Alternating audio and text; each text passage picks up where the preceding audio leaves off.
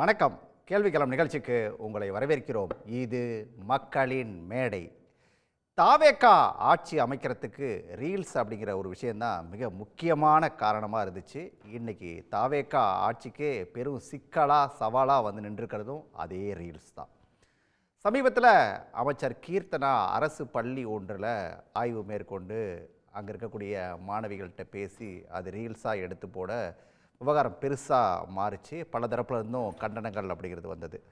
அதற்கு பிறகு முதலமைச்சரான ஜோசப் விஜய் அமைச்சரவை கூட்டத்தில் அமைச்சர்கள்ட்டையும் அதே போல் சட்டமன்ற உறுப்பினர்கள்ட்டையும் கூட இனிமேல் யாரும் அரசு அலுவலகங்களுக்கோ பள்ளிகளுக்கோ சென்று ரீல்ஸ் எடுத்தெல்லாம் போடக்கூடாது அப்படின்னு சொல்லிட்டு கண்டிப்பான ஒரு அட்வைஸை கொடுத்ததா தகவல்கள் வெளியாடுது.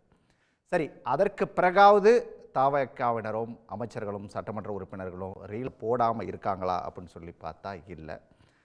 அதற்கு பிறகும் கூட அவங்களுடைய அந்த ரீல்ஸ் மோகம் அப்படிங்கிறது தொடர்ந்து தான் இருக்குது. சமீபத்தில் பெண்ணாகரத்துடைய சட்டமன்ற உறுப்பினராக இருக்கக்கூடிய கஜேந்திரன் அங்கே இருக்கக்கூடிய அரசு ஆண்கள் மேல்நிலைக்கு பள்ளிக்கு போயிட்டு வாத்தி ரைடு அப்படின்னு சொல்லிட்டு அந்த பாட்டை போட விட்டுட்டு அவரோட அந்த ரீல்ஸ் அப்படிங்கிறது அது ஒரு பக்கம் வெளியாச்சு.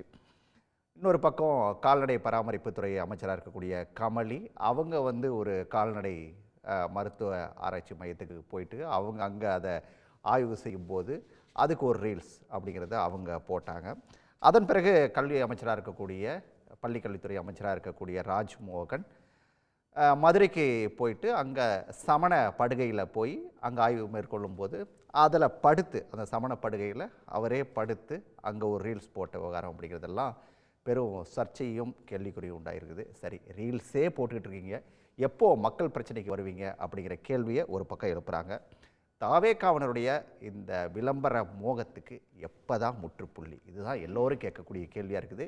இன்றைய கேள்விக்களத்திலையும் அதையே நாம் கேட்க இருக்கோம். விவாதத்தில் பங்கேற்க திராவிட முன்னேற்ற கழகத்திலிருந்து ரஜினி, அதே போல் திரைப்பட இயக்குனர் பிரவீன் காந்தி, அரசியல் விமர்சகரும் தாவேகா ஆதரவாளருமான ஜபகர் அலி, அரசியல் விமர்சகர் புன்னை வளவன், அதே போல் அரசியல் விமர்சகர் சேகுவாரா, அனைவருக்கும் வணக்கம். எல்லாருடைய முதல் பார்வையும் ஒரு ரவுண்ட் வேகமாக கேட்டு வந்துடுறேன். பிரவீன் காந்திகிட்டேருந்து தொடங்கலாம் அப்படின்னு நினைக்கிறேன். எது தாவேகா ஆட்சிக்கு வரதுக்கு காரணமாக இருந்துச்சோ இன்றைக்கி அதுவே பிரச்சனையாக மாறி நிற்குதா? அதாவது ரியல் பிரச்சனைகளை மறைக்கிறதுக்கு ரீலை வச்சே ஓட்டிடலாம் அப்படிங்கிற ஒரு ஆங்கிள் அது உள்ளே இருந்தாலும் இவங்க எல்லாருமே பார்த்தீங்கன்னா சார் ஒவ்வொருத்தருக்கும் ஒரு ரோல் மாடல் இருக்கும். ஓகே, ஒரு ரோல் மாடலாக ஒன்று வச்சுருப்பாங்க. இப்போ டிஎம்கேன்னு வந்துடுச்சுன்னா திராவிடம் தான் அங்கே ரோல் மாடல். அது மாதிரியாக இங்கே இவங்களுக்கு ரீலை வைத்தே ஜெயித்தவர்கள் ரீலிலேயே தன்னுடைய என்ன சொல்கிறது, திரு விஜய் அவர்களுடைய ஆளுமை எங்கே வந்ததுன்னா இன்றைக்கி தான் டிஜிட்டல். திரு விஜய் சார் சினிமாவுக்குள்ளே நுழையும் போது ரீலில் தான் தூக்கிட்டு போவோம். ஸோ அந்த ரீல்களில் தங்களுடைய ரியல் சக்தியை காட்டிய அவரை ரசித்தவர்கள் இன்றும் அந்த ரீல் மோகத்தில் தான் இருக்காங்க சார். இப்போ நான் மதியம் ஒரு மாலில் ஒன்று பார்த்தேன் சார். ரீல்ன்ற ஒரு விஷயம், அந்த போடுற விஷயம் இருக்குல்ல சார், நீங்கள் இன்னைக்கு கல்ச்சரில் ஒன் ஆஃப் த பார்ட் ஆயிடுச்சு சார். அதை நீங்கள் பிரிக்க முடியாது. இல்லை சார், எல்லாரும் போட்டுட்டு தான் இருக்காங்க. இல்லை, ரீல்ஸ் போடுறதுங்கிறதே நம்ம தப்பு சொல்லலை. ஒரு லேடி ஃபுட்டை ஆர்டர் பண்ணிட்டு ஃபுட்டு ஆறி போச்சு சார். ஆறுனதுக்கு அப்புறமா அந்த அம்மா நான் எங்கேருந்து சாப்பிட்றேங்கிறத ரீல் எடுத்து போட்டு அந்த இடத்துக்கு பப்ளிசிட்டியே பண்ணுது இன்னும் சொல்ல போனால். ஸோ இந்த மாதிரியான மோகம் மக்கள்கிட்டயே தீயாக பரவிக்கிட்டு இருக்கு. இது எங்கே போய் நிற்க போகுதுன்னே தெரியல. ஒரு ட்ரெயினை கிராஸ் பண்ணும்போது கூட சில பேர் என்ன பண்ணுறாங்கன்னா அதை ரீல் எடுக்கிறாங்க சார். பஸ்ஸில் ஃபுட்போர்டில் போகிறத ரீல் எடுக்கிறான், நான் எப்படி போகிறேன் பார்த்தீங்களான்னு. ஸோ இது இந்த அவங்க எடுக்கிற ரீலுக்கும் ஒரு அமைச்சர்கள் ஒரு சட்டமன்ற உறுப்பினர்கள் அது எடுக்கக்கூடிய ரீலுக்கும் வித்தியாசம் இருக்குல்ல சார்? இல்லை, இது நிச்சயமாக தப்பு. அதாவது திரு விஜய் அவர்கள் முதல்வர் சொல்லிட்டாங்க இதை பண்ணாதீங்கன்னா நீங்கள் முன்மாதிரியாக இருக்க வேண்டியவங்க.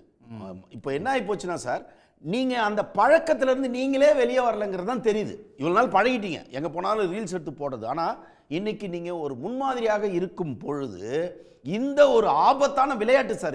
இது ரொம்ப பயமாக இருக்குது. எங்கேயாவது ஹில்ஸ் ஏரியாவில் போய் லொக்கேஷன்லாம் முதல்லாம் பார்ப்பாங்கல்ல சார், அந்த எட்ஜுக்கு போய் நின்றுட்டு ரீல் போடுறானுங்க சார், பயமாக இருக்குது. ஸோ மக்களுக்கே ஆபத்தை திணிக்கக்கூடிய ஒரு பயமுறுத்தக்கூடிய ஒரு விஷயத்தை இன்னைக்கு சர்வசாதாரணமாக மந்திரிகள் செய்துக்கிட்டு இருக்கிறது மிகப்பெரிய தவறு என்று தான் நான் பார்க்கிறேன். இதை தயவு செய்து அனைவரும் திருத்திக் கொள்ள வேண்டும். இதை வான் பண்ணிட்டார் திரு விஜய் அவர்கள். வான் பண்ணியும் தொடர்ந்து செய்யறதுங்கிறது மிக ஆபத்து. ஆனால் அந்த சமண படுக்கையில் போய் படுத்தாருன்றது இல்லை, அது எல்லாரும் சமன்ற ஒரு இதில் தான் அந்த காலத்தில் சமணத்தில் சொன்னது. அது ஒரு பெரிய தப்பெல்லாம் கிடையாது. அந்த படுக்கை ஒன்றும் ஆபாச படுக்கை கிடையாது. இல்லை, ஆபாச படுக்கைன்னு சொல்லலை, அது ஒரு ஓகே ஜாலியான படுக்கை தான், அது தப்பு இல்லை. ஆனால் இதுதான் இதன் மூலமாக ரியல் பிரச்சனைகளை மறைத்து விடலாம் ரீலை போட்டு என்று ராஜ்மோகன் போய் படுத்துட்டார் இல்லையா, நாளைக்கு இன்னும் ஒரு 50 பேர் போவாங்க சார் அது மேல படுக்கிறதுக்கு. இல்ல தப்பு இல்லையா சார், அங்க நீங்க படுத்தா ஒண்ணு நடக்கும் சார். சமணர்களுடைய வாழ்வு கிட்டத்தட்ட புத்த மதம் மாதிரி தான். சமணர்கள் புத்தர்கள் பௌத்தம்லாம் ரெண்டுமே ஒரு அன்பை போதிச்ச மதங்கள் அது. ஓகே, அப்படியாப்பட்ட ஒரு இடத்துல போயிட்டு அன்போட வெளியே வந்தா ஒன்றும் தப்பு கிடையாது. ஓகே, வேற எதுவும் அந்த படுக்கை நீங்க சொல்லும் போதே எனக்கு எப்படி கேட்டுச்சுன்னா சமண படுக்கை வேற படுக்கைன்ற மாதிரி வந்து எனக்கு அது படுக்கைன்னு கூட சொல்ல மாட்டாங்க, படுக்கை சமண படுக்கை சமண படுக்கை தான் சொல்லுவாங்க. படுக்கை அங்க இருந்த சமணத்துல யாரோ ஒரு குரு ஒருத்தர் இருந்திருப்பார் இல்லைங்களா, அந்த குரு இருந்த இடமா இருந்திருக்கும், அதுக்காக அந்த பேர் வந்திருக்கும். பட் எனிவே ஒரு முக்கியமான பதவிக்கு வந்ததுக்கு அப்புறம் இதெல்லாம் தவிர்க்கிறது முன்னோடிகளாக, ஏன்னா பசங்க எல்லாம் அதை பண்றாங்க. ரைட், நீங்க கூடாதுன்னு சொல்லணுன்றது என் ஆசை. ரைட், நான் சேகுவாராட்ட கேட்கணும். சேகுவாரா, நீங்களும் பல ரீல்ஸ் எல்லாம் போட்டவர் தான், போட்டுக்கிட்டு இருக்கிறவர் தான். ஆனால் பொறுப்பில் இருக்கக்கூடிய அமைச்சர்களும் சட்டமன்ற உறுப்பினர்களும் போடக்கூடிய ரீல்ஸுகளை நீங்கள் எப்படி பார்க்குறீங்க சார்?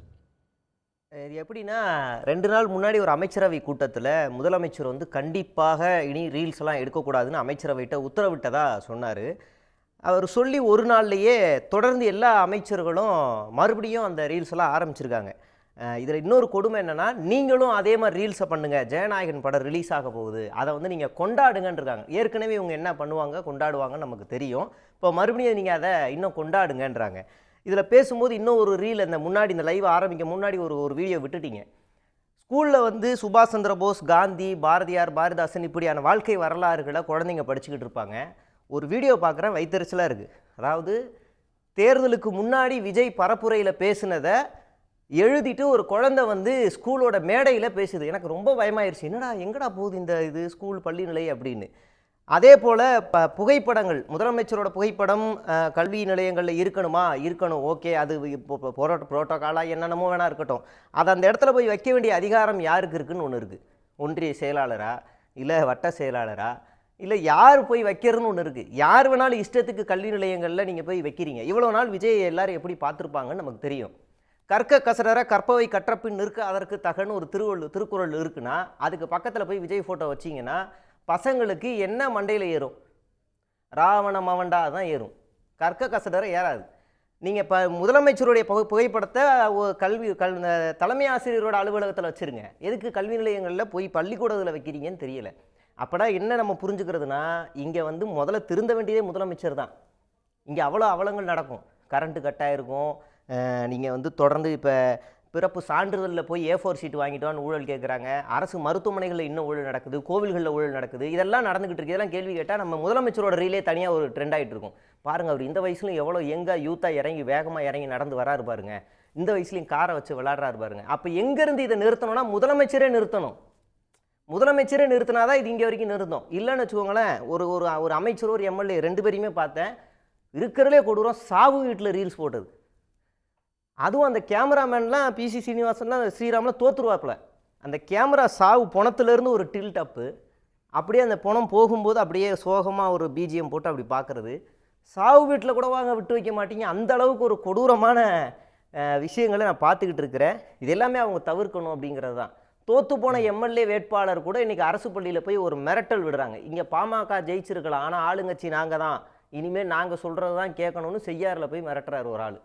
இப்படி தொடர்ந்து பள்ளிக்கூடங்களை அச்சுறுத்துறது, அப்படி இல்லைன்னா ஆரம்ப சுகாதார நிலையம், அரசு மருத்துவமனைகளில் போய் இடையூறு செய்கிறது. இது முதலமைச்சருமே செய்வார்.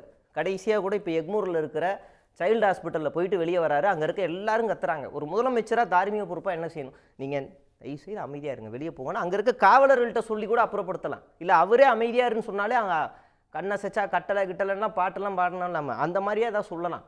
குழந்தைகள் ஆஸ்பத்திரியில் கூட ரீல்ஸ்லேருந்து ஆரம்பித்து இன்றைக்கி ஒட்டு மொத்தமாக அவர் வெளியில் வந்தாலே ரீல்ஸு, வெளியே போனால் ரீல்ஸு. இங்கே வியூஸ் போட்டி அதிகமாகிடுச்சு. முதலமைச்சருக்கு வியூஸ் போகுதா இல்லை அமைச்சர்களுக்கு வியூஸ் போகுதான்னு எனக்கு தெரிஞ்ச, அதனால தான் வியூஸ் எல்லாம் கம்மி பண்ணிடுங்க. எனக்கு வியூஸ் கம்மியாது, நீங்கள் அதிகமாக ரீல்ஸ் போட்டால் அப்புறம் நான் எனக்கு என்ன இருக்குன்னு அப்படி ஏதாவது மிரட்டியிருப்பாருன்னு நினைக்கிறேன்.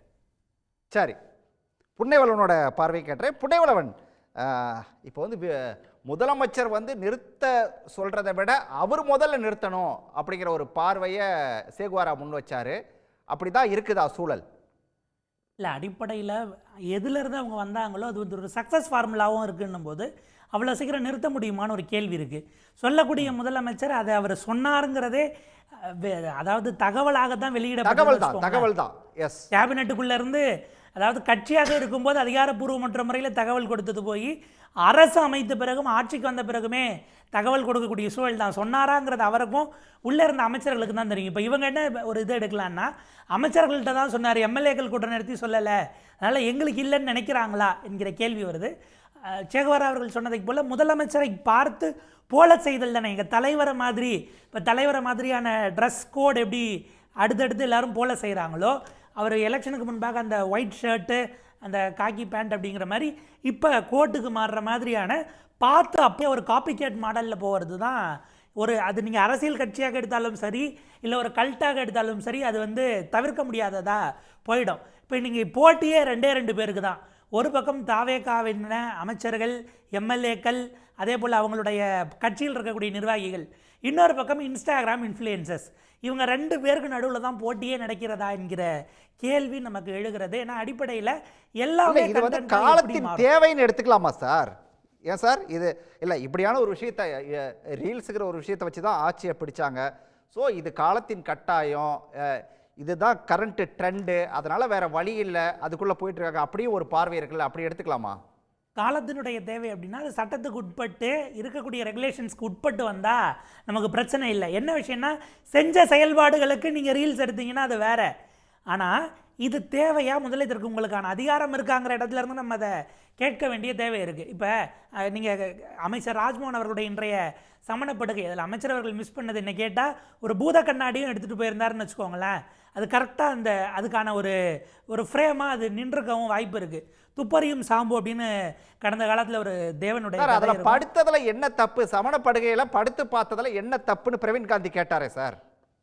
அமைச்சர் அவர்கள் நின்று பார்த்ததில் தவறு கிடையாது. இப்போ என்னென்னா, அங்கே சமணப்படுகையில் மட்டும் நிற்கலை, அதனோட அடுத்த கட்டமாக கீழடிக்குள்ளும் போகிறது. என்னுடைய கேள்வி, கீழடி 2018 மத்திய அரசு வெளியிட்டிருக்கக்கூடிய அன்றைய சிவில் ஏவியேஷன் துறை அமைச்சராக இருந்த சுரேஷ் பிரபு வெளியிட்ட ட்ரோன் ரெகுலேஷன் 1.0க்கு உட்பட்டு கீழடி ரெட் ஜோன் இல்லை எல்லோ ஜோனில் வருகிறதா? இந்தியாவில் ஏற்கனவே இந்த மாதிரி தொல்லியல் துறைகளுக்காக ஆம்சார்னு ஒரு ஆக்ட் இருக்குது, ancient monument and archaeological sites and remain ஆக்ட்னு இருக்குது. அதன்படி 100 மீட்டர்லேருந்து 200 மீட்டருக்குள்ள ட்ரோன் பறக்க தடை செய்யப்பட்டிருக்கிறது. இந்த 2 ரெகுலேஷனுக்கும் உட்படாமல் அமைச்சர் பார்வையிட்டதை ரீல்ஸ் எடுப்பதற்கு எந்த வகையில், ஏன்னா 3 இடத்துல நீங்கள் கிளியரன்ஸ் வாங்கணும். ட்ரோன் எடுக்கிறீங்க அப்படின்னா பாதுகாக்கப்பட்ட இடங்களில் முதல்ல ஏஎஸ்ஐனுடைய சைட்டாக இருந்தால் ஆர்கியாலஜிக்கல் சர்வே கொடுக்கணும். அடுத்து டிஜிசிஏ ட்ரோன் பறப்பதற்கான ரெகுலேஷனாக மத்திய அரசு கொண்டு வந்திருக்கக்கூடிய டிஜிசிஏ ஃப்ளைட் கண்ட்ரோல் அவங்க உங்களுக்கு கொடுக்கணும். மூன்றாவதாக லோக்கல் போலீஸ். இந்த 3 கிளியரன்ஸும் நடந்திருந்தால் அதற்கு பிறகு நீங்கள் ஆரம்பத்தில் ஒரு டெபாசிட் தொகை ஒரு 50,000 கட்டி கூடுதலாக இன்னொரு 50,000 கட்டி நீங்கள் கிளியரன்ஸை வாங்கிட்டு உள்ளே போயிருக்கணும். அதுவும் தனிநபர் ஆய்வுக்கெல்லாம் அப்படி ட்ரோன் எடுப்பதற்கு சட்டப்பூர்வமாக இது ஃபாலோ பண்ணியிருந்தால் பிரச்சனை இல்லை. ஆனால் அங்கே நீங்கள் நடந்ததை வெளியில் தெரியப்படுத்த வேண்டியது, கீழனுடைய தொன்மையை பேசுவதற்கும் அங்கே ட்ரோன் இயக்குவதற்கு வந்தவங்கெல்லாம் ப்ராப்பராக லைசன்ஸ்டா, டிஜிசிஏ லைசன்ஸ்டா, இதெல்லாம் இவ்வளவு ப்ரொசீஜர்ஸ் இருக்கே. அப்போ விதியை அமல்படுத்த வேண்டிய அரசினுடைய அங்கத்தில் இருக்கக்கூடிய அமைச்சர்களே விதிக்கு உட்பட்டு செய்கிறீங்களா இல்லையாங்கிறது கேள்வி. பள்ளி நிலையங்களுக்குள் போவதுங்கிறது இன்னைய டேட்டுக்கு அது வந்து என்ன கேட்டிங்கன்னா கண்டெம்ட் ஆஃப் கோர்ட்டாகவே நாம் எடுக்க முடியும். ஏன்னா கரெக்டாக போன திங்கக்கிழமை 5 நாட்களுக்கு முன்பாக இந்த ஸ்டேட்டினுடைய அட்வொகேட் ஜெனரல் நீதிமன்றத்தில் சொல்கிறாரு, மெட்ராஸ் ஹைகோர்ட்டில் தமிழ்நாட்டில் இருக்கக்கூடிய 57,671 பள்ளிகளில் படிக்கிற 1,03,98,748 மாணவர்களுக்கும் நட்புணர்வு அவங்களுக்கு எல்லாத்தையும் சரியான முறையில் கொண்டு போகணுங்கிறதுக்காக கல்வி நிலையத்துக்குள்ள அரசியல் ஜாதி மத ரீதியிலான நிகழ்வுகளை நடத்தக்கூடாதுன்னு இந்த அரசாங்கம் சர்க்குலரை போட்டுருச்சு. அதனால் இதை எதிர்த்து போடப்பட்ட வழக்கை நீங்கள் தள்ளுபடி செய்யணும் போது நீதிபதி கேட்டார், ஜூலை 10 தான் சர்க்குலரே விட்டுட்டாங்களே, இதற்கு பிறகு இந்த வழக்கில் விசாரிக்க என்ன இருக்கிறதுன்னு சொன்னார்.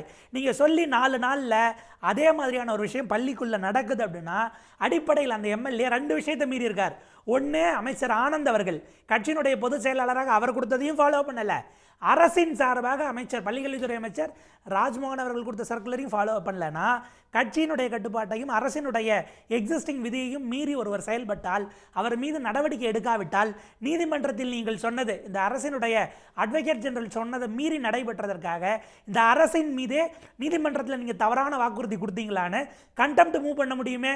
அப்போ நீதிமன்றத்தில் நீங்கள் சொல்லிட வேண்டியதானே ரீல்ஸுங்கிறது நீங்கள் ட்ரெண்டு தான், போய் ஆய்வு பண்ணால் என்ன தவறுன்னு சென்னை மெட்ராஸ் ஹைகோர்ட்டினுடைய சீஃப் ஜஸ்டிஸ் பெஞ்சின் முன்னாடி அரசு சொல்லியிருக்கலாமே. நீங்கள் சொன்னது ஒன்றாவும் இது வேறவா இருக்குங்கிறதுனால தான் அக்கௌண்டபிலிட்டி கொஷின்லேருந்து அதை நம்ம கேட்க வேண்டியிருக்கு. ரைட் சார், நான் ஜவஹர்லால்ட்டையும் கேட்டுறேன் சார். இப்போ எல்லாரும் எழுப்பக்கூடிய கேள்வியிலேருந்து எனக்கு வரக்கூடிய கேள்வி அப்படிங்கிறது யாருடைய கட்டுப்பாட்டில் இருக்குது தாவேகா ஆட்சி? அதில் என்ன சந்தேகம் இருக்குது? முதலமைச்சர் ஜோசப் விஜய் என்கின்ற ஒரு ஆளுமையின் கீழ் தான் இருக்குது.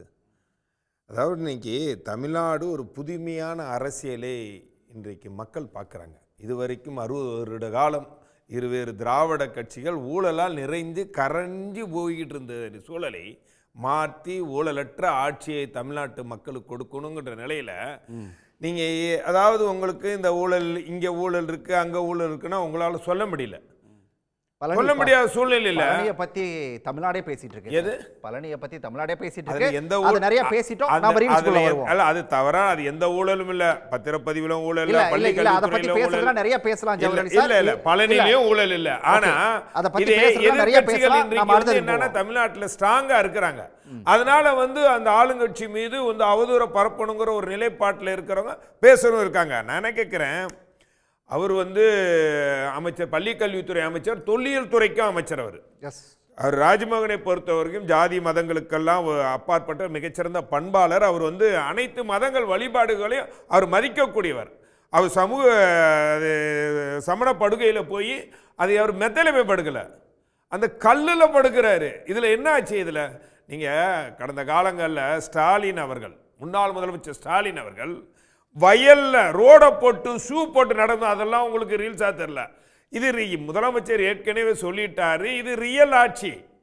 யாரோ ஒரு சிலர் இன்றைக்கு காலம் ரீல்ஸை நோக்கி இருக்க நண்பர் சொன்னாரு. அப்படி இருக்கும்போது ஒரு சிலர் அந்த ரீல்ஸ் போடுறாங்கன்னா அது அவர்களுக்கு பிடிச்சமான விஷயம். அதுக்கு அமைச்சர்களும் எம்எல்ஏக்கள் போடக்கூடாது என்பதில் மாற்று கருத்து இல்லை. ஆனால் அது பள்ளிகளில் நடந்ததுன்னா அதை கண்டிக்கப்பட வேண்டும், தடுக்கப்பட வேண்டும். முதலமைச்சர் ஏற்கனவே உத்தரவு போட்டிருக்கிறாரு. இது சம்பவங்கள்லாம் ஒரு 3 நாட்களாக இல்லை. அந்த உத்தரவு போடுறாரு இல்லையா? உத்தரவு போட்ட பிறகும் பெண்ணாகரத்தில் ஒரு சட்டமன்ற உறுப்பினர் அங்கே இருக்கக்கூடிய ஸ்கூலுக்கு, கவர்மெண்ட் ஸ்கூலுக்கு போயிட்டு அங்கே போய் ஒரு ஆய்வு நடத்துறங்கிற பேரில் ஆய்வு நடத்திட்டு வாத்தி ரைடு அந்த மியூசிக்கை போட்டு ஒரு ரீல்ஸை போடுறாரு இல்லையா? அதுதான் கேள்வி எழுப்புது. அதுதான் சார். அதாவது அப்போ இங்கே இருக்கக்கூடிய சட்டமன்ற உறுப்பினர்களும் அமைச்சர்களும் முதல்வர் பேச்சை கேட்க மாட்டாங்களா சார்? கேட்கலன்னா இந்த நீங்கள் திமுக அண்ணா திமுகவது சட்டமன்ற உறுப்பினர்கள் அந்த கட்சியினுடைய தலைவர் பேச்சை கேட்கலண்டா அவர்கள் மீது ஒழுங்கு நடவடிக்கைன்னு தான் வரும். ஆனால் இந்த கட்சிக்காரர்களை பொறுத்த வரைக்கும் அவர்கள் முதலமைச்சருடைய பேச்சையும் அந்த கட்சியினுடைய விதிகளுக்கு மாறாக அவர் எந்த செய்கையை செய்தால் கூட கட்சியிலிருந்து உடனே நீக்கப்படுகிறார்கள். அப்படிதான் ஒரு லஞ்சம் வாங்கியதாக ஒரு நபர் இதுவரைக்கும் திமுக உடனே நீக்கப்பட்டது வரலாறுல 2வது கைது செய்யப்பட்டிருக்கிறார். அப்போ இவர் போல்டான ஒரு ஆக்ஷன் கிங்காவே இருக்கிறார், ஆக்ஷன் கிங் மன்னராகவே இருக்கிறார். அதனால சில விஷயங்கள் எங்க ரீல்ஸ் வருதுன்னு தான் நம்ம பார்க்கணும். ரீல்ஸ் இன்றைக்கு காலத்தை சூழ்நிலையை மாறும் போது மக்கள் அந்த ரீல்ஸ் மோகத்தில் இருக்காங்க. முன்னாடி தேர்தலுக்கு முன்னாடி இவர்களை பார்த்து, இதே தமிழக வெற்றி கழகத்தினுடைய தொண்டர்களை பார்த்து நம்ம எதிர்கட்சியா இருந்தவங்களும் என்ன சொன்னீங்க? இவர்கள் தற்குறிகள், இவர்களுக்கு ஒண்ணுமே தெரியாது, ஆட்சி செய்ய தெரியாது, இவர்களுக்கு இதுக்கு தான் லாய்க்கு. ஆனால் மக்கள் என்ன பண்ணாங்க? மக்கள் ஆட்சி அதிகாரம் இவர்களால் சிறப்பாக நடத்த முடியும் ஒரு அங்கீகாரத்தை கொடுத்தாங்க. அந்த அங்கீகாரத்தை இன்றைக்கு வைத்துக்கொண்டு முதலமைச்சர் திரு ஜோசப் விஜய் அவர்கள் சிறப்பான ஆட்சியை கொடுக்கிறார். எந்த வகையிலும் எந்த தொய்வும் இல்லாம ஊழலற்ற ஆட்சி, நிர்வாகத்தில் சரியான நெறியோடு செயல்பட்டு இருக்கிறாரு. எந்த பாகுபாடும் அப்ப கீழே இருக்கிறவங்கள கட்டுப்படுத்த முடியலையா? யாரு சார் கீழே இருக்கிறவங்க? ஒருத்தர் எம்எல்ஏ செய்திருக்கிறார். அந்த எம்எல்ஏ மீது அவங்க ஏற்கனவே எச்சரிக்கை கொடுக்கப்பட்டிருக்கு. அது மீண்டும் செய்யும் பொழுது அவர் மீது நடவடிக்கை எடுக்கப்படும். இல்ல, இப்ப எச்சரிக்கை கொடுத்த பிறகுதானே இந்த நடவடிக்கை. அமைச்சர் துறையில் போய் ஆய்வு செய்ய போறார். அந்த இடத்துல அது ரீல்ஸா நீங்க பார்க்க கூடாது. அப்படி ஒரு அமைச்சர் அந்த கல்லுல படுத்து தன்னை காட்டிக்கிறார். தானும் இந்த சமூகத்துக்கு அந்த சமயத்துக்கு நானும் அதை நான் பின்பற்றுகிறேன் காட்டுறாரு. இது ஒரு வழிபாடு. அதை பின்பற்றன்னு காட்டுறாரு. அதுல எந்த தவறு இருக்கு? அதுல என்ன தவறு இருக்கு? ஒரு எம்எல்ஏ பள்ளிக்கூடத்துல போய் அந்த மாதிரி பண்ணியிருந்தாருன்னா தவறு, மாற்று கருத்து இல்லை, அது தவறு, அது கூடவே கூடாது, செய்யக்கூடாது என்று ஏற்கனவே ஒரு அமைச்சர் கீர்த்தனா அவங்க ஒரு பள்ளியில போய் ஒரு மாணவி கிட்ட போய் கேள்வி கேட்டது அது தவறு என்று சொன்னவர் கல்வித்துறை அமைச்சர் ராஜ்மகன். தவறு, அப்படி செய்யக்கூடாது. யாரா இருந்தாலும் போனால் வகுப்பறைக்கு போகக்கூடாது. அந்த பள்ளிக்கூடத்திலிருந்து கழிப்பிடம் சரியாக இருக்கா, கட்டடம் சரியா இருக்கான்னு தான் நீங்க ஆய்வு செய்யணும் அப்படின்னு தெளிவாகவே சொல்லி இருக்கு. உத்தரவு போடப்பட்டிருக்கு முதலமைச்சர்னால. இந்த ரீல்ஸ் ஆட்சியில் சார், இது ரியல் ஆட்சி. நீங்களே எடுத்து கொடுத்துட்டீங்க. அதை நான் அதை கேட்டு வந்துடுறேன். திமுக தலைவர் சொல்லிட்டு இருக்கிறது இது ரியல் ஆட்சி இல்லை, ரீல்ஸ் ஆட்சின்றாரு. ஆனா ஜவஹர் அலி குறிப்பிடுறாரு இது ரீல்ஸ் ஆட்சி இல்லை, இது ரியல் ஆட்சின்றாரு. இல்லை, அவர் அப்படிதான் சொல்லி ஆகணும், அவருக்கு வேற வழி இல்லை, அதனால அவர் அப்படி சொல்றாரு. பார்க்குற மக்களுக்கு தெரியும் இது ரீல்ஸ் ஆட்சி தான். மே 4ஆம் தேதி ஜெயிக்கிறாங்க. மே 5ஆம் தேதி ராயபுரம் சட்டமன்ற உறுப்பினர் தாமு பட்டாக்கத்தியில் கேக் வெட்டி அதை ரீல்ஸாக போடுறாரு. பட்டாக்கத்தியில் கேக் வெட்டுறது குற்றம். இதுவரையில் அவர் மீது என்ன நடவடிக்கை எடுக்கப்பட்டிருக்குது? ஜெயிச்ச அடுத்த நாள் அன்னைக்கு கவர்மெண்ட் ஃபார்ம் கூட பண்ணல. கவர்மெண்ட் ஃபார்ம் பண்ண பிறகு ஒரு சப் இன்ஸ்பெக்டரை அவர் மிரட்டுறாரு. அதையும் அவர் ரீல்ஸாக எடுத்து போடுறாரு. அதற்கும் எந்த நடவடிக்கையும் இல்லை. பொதுவாக ஒரு அரசாங்கம் என்பது மக்களுடைய பிரச்சனைகளை கவனம் செலுத்த வேண்டும். இந்த அரசாங்கம் மக்கள் பிரச்சனைகளை இது கவனம் செலுத்துதான்னு பார்க்கணும்.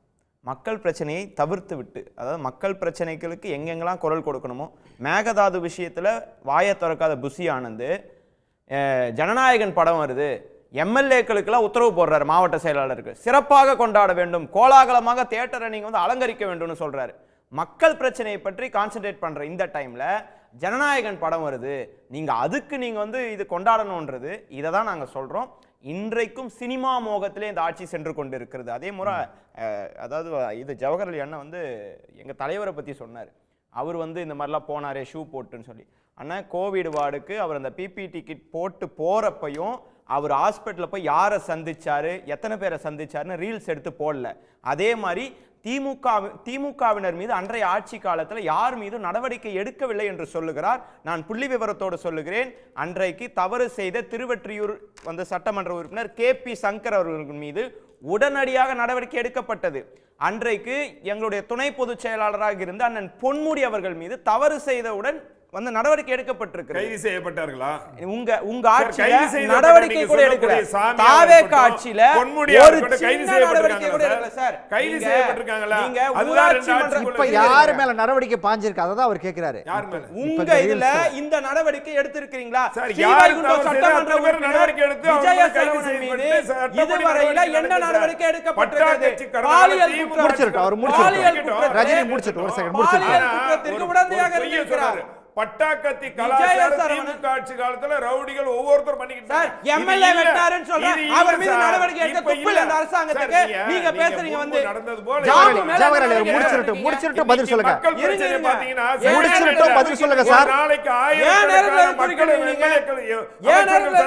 முடிச்சிட்டு சார். மக்கள் பிரச்சனை சார் அவர் முடிச்சிட்டு சார் அவர் முடிச்சிட்டு சார்.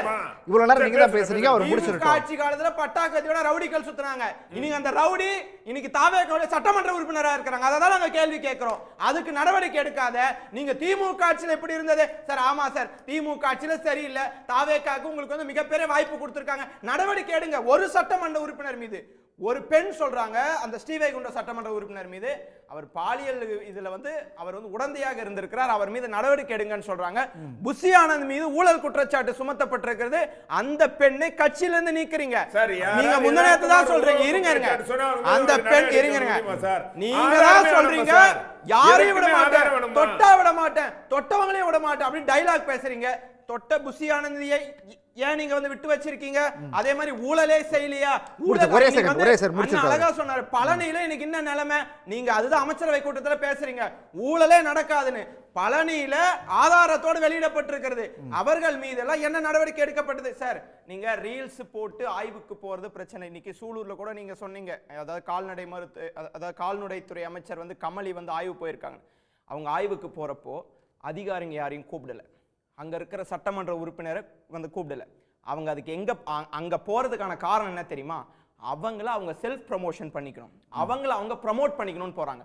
நீங்க ஆய்வுக்குன்னு போறதுன்னா அதுக்குன்னு ஒரு ஸ்ட்ரக்சர் இருக்கு. அங்க இருக்கிற அதாவது துறை சார்ந்த அதிகாரிகளை நீங்க கூப்பிடணும், அங்க இருக்கிற சட்டமன்ற உறுப்பினரை நீங்க வந்து இது கூப்பிடணும். ஆனா நீங்க தனியா போயிட்டு ஆய்வு இந்த வழக்கமான நடைமுறைகளை தானே அவங்க வந்து உடைச்சிருக்காங்க. அது அப்படியும் பார்க்கலாம்ல. ஒரு ஆய்வுக்கு போறதுன்னா இவங்க எல்லாத்தையும் கூட்டிட்டு தான் போகணும், அப்படிலாம் இல்லாம டக்குன்னு சடனா ஒரு இடத்துக்கு போறதுங்கிறதுல என்ன தப்பு சார்? ஒரு அதிகாரிகள் இல்லாத ஒரு ஆய்வுக்கு போறதை ஏத்துக்க முடியுமா? அங்க ஏதாவது தவறு நடந்திருந்தா நீங்க யாரை கூப்பிட்டு கேட்கணும்? அங்க இருக்கிற அதிகாரிகளை. நீங்க அதிகாரிகளே இல்லாத போயிட்டு ஒரு ஆய்வுன்ற பேர்ல ஒரு சாங் போட்டு ரீல்ஸ் போட்டு வரீங்களா? உங்களுடைய நோக்கம் ஆய்வு பண்றது கிடையாது. அங்க ரீல்ஸ் போட்டு முதல்வர் விஜய்க்கு நீங்க சொல்றீங்க, சார் கரெக்டா தான் இருக்கேன், என் மேல எந்த கையும் வச்சிடாதீங்க, என்ன 5 வருஷம் விட்டுருங்க, இங்க பாருங்க ரீல்ஸ் போட்டேன் அப்படின்னு உங்களுக்கு ப்ரூஃப் வேணும். அந்த ப்ரூஃபுக்கு நீங்க போயிட்டு ரீல்ஸ் போட்டுட்டு இருப்பீங்க. உங்களுக்கு வாக்களிச்ச தமிழ்நாட்டு மக்கள்லாம் சூப்பர்ப்பா, சிறப்பா ரீல்ஸ் போடுறாங்க, சிறப்பான ஆட்சி நடக்குது, தூய்மையான ஆட்சி நடக்குதுன்னு உங்களுக்கு கிளாப் பண்ணிட்டு உட்காந்துருப்பாங்கன்னா, தமிழ்நாட்டு மக்கள் அந்த அளவுக்குலாம் போல. தமிழ்நாட்டு மக்கள் தெளிவா தான் இருக்கிறாங்க. தமிழ்நாட்டு மக்கள் இதையெல்லாம் இன்றைக்கும் சொல்றேன், இதெல்லாம் உங்களுக்கு பிடிக்கல. இந்த விஷயங்கள்லாம் பார்த்து சிரிக்கிறாங்க. இதுக்கான அங்க வந்து ஓட்டு போட்ட இந்த மாதிரி காமெடி செய்திகளை பார்ப்பதற்காக நாங்களா இது ஓட்டு போட்டோம்னு சொல்லி தமிழ்நாட்டு மக்கள் எல்லாம் இதை ஒரு காமெடி செய்திகளாக பார்த்து கொண்டிருக்கிறார்கள். அதனால நீங்க அதே மாதிரி சொன்னீங்க, இதுல வந்து ஈசிஆர் சட்டமன்ற உறுப்பினர், அந்த இவர் சோழிங்கநல்லூர் சட்டமன்ற உறுப்பினர் ஈசிஆர் சரவணன், ஒரு குடோன் வந்து எரியுது, அந்த வீடியோ எடுத்து இவர் போய் அங்க போறாரு. அதை வந்து ஒரு பாட்டு போட்டு ரீல்ஸ் போடுறாரு. அங்க பத்தி எரிஞ்சுன்னு இருக்கு, இவர் அங்க போற இடத்த வந்து ரீல்ஸ் போடுறாரு. அதே மாதிரி கனிம வளத்துறை அமைச்சர் பிரபு அவர்கள் பொதுவாக குவாரியில வந்து ட்ரோன் ஷாட் எடுப்பாங்க, ஏன்னா எந்த அளவு டெப்த் போயிருக்கு கீழன்னு பார்க்க. இவர் என்ன பண்றாரு, இவர் கார்ல போறத ரீல்ஸ் எடுக்கிறார். இதெல்லாம் தேவையா சார்? இதற்கு முன்னாடி நீங்க மாற்றம் நீங்களே, இதுதான் மாற்றமா? இந்த மாதிரி ட்ரோன் ஷாட் எடுத்து தன்னைத்தானே வந்து மக்களுக்கு வந்து ட்ரோன் ஷாட் எடுத்து ரீல்ஸ் போடக்கூடிய நிலைமைக்கு இன்றைக்கு தமிழ்நாடு வந்திருக்குது என்றால், இதையும் நீங்க முட்டு கொடுத்துட்டு இதெல்லாம் கரெக்ட் தாங்க, இது நாங்க பண்றதை சொல்றோம் அப்படின்னீங்கன்னா இது பார்ப்பதற்கே வேடிக்கையா இருக்கிறது. சார் இது தமிழ்நாடு, நீங்க வந்து தமிழ்நாட்டுல வந்து ஆட்சிக்கு வந்துட்டு மக்களுக்காக இதுவரை என்ன செஞ்சிருக்கீங்க? 60 நாள் என்ன செஞ்சிருக்கீங்க சொல்லுங்க நான் கேக்குறேன். பிரவீன் காந்தி போயிட்டு உங்ககிட்ட வர. பிரவீன் காந்தி, இப்போ இது வந்து செல்ஃப் ப்ரமோஷனுக்காக எல்லா விஷயங்களையும் அவங்க பண்ணிட்டு இருக்காங்க, ஒவ்வொரு அமைச்சர்களும் பண்றாங்க, மற்றபடி வேற எந்த வேலையும் உருப்படியா நடக்கல அப்படின்றாரு. அதாவது சார், ரீல்ஸை டூல்ஸா ஃபர்ஸ்ட் யாரா எடுத்தது? டூல்ஸா அந்த ரீல்ஸ் கல்ச்சரை, அந்த கலாச்சாரத்தை மக்கள் கிட்ட கொண்டு போய் சேர்த்தது யார் தெரியுமா? முன்னாள் முதல்வர் திரு ஸ்டாலின் அவர்கள். மாமன்னன் ஒரு படம், அந்த படம் ரிலீஸ் ஆனப்ப எப்படி இருக்கு படம், எப்படி போயிட்டு இருக்கு படம்? எவ்ரிடே ஒரு ரீல் வரும் சார். சினிமாவை பத்தியே ஒரு 10 ரீல் நான் பார்த்துருக்கேன். ஏதோ இவங்க ரிலீஸ் பண்ண படம், எது ரெட் ஜெயண்ட் ரிலீஸ் பண்ண படத்தெல்லாம் அவர் கேட்டுட்டு இருப்பாரு. அப்போ அதுக்காக அவர் வேலை செய்யலன்னு நம்ம குற்றம் சாட்டிட முடியுமா என்ன? அப்படிலாம் கிடையாது. அந்த கலாச்சாரம் அன்றைய மக்களுக்கு எது தேவையோ அந்த ஸ்டைலில் போய் அடிக்கிறாங்க சார்.